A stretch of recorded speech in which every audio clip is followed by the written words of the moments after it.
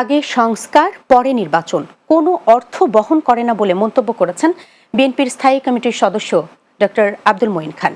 বুধবার সকালে জাতীয়তাবাদী ছাত্রদলের ৪৬তম প্রতিষ্ঠা বার্ষিকী উপলক্ষে বিএনপির প্রতিষ্ঠাতা প্রয়াত রাষ্ট্রপতি জিয়াউর রহমানের সমাধিতে পুষ্পস্তবক অর্পণ শেষে একথা বলেন তিনি। মঈন খান বলেন, সংস্কার একটি ধারাবাহিক প্রক্রিয়া, সংস্কারের সঙ্গে নির্বাচনী প্রস্তুতিও চলতে হবে।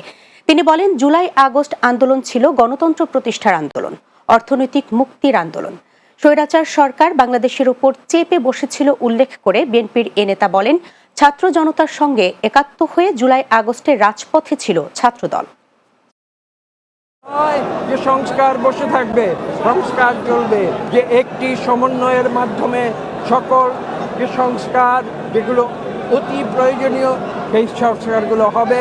পাশাপাশি নির্বাচনের প্রস্তুতি চলবে এবং যথাশীঘ্র জনগণের দেশ জনগণের হাতে তুলে দেওয়া হবে একটি সুষ্ঠু নিরপেক্ষ নির্বাচন।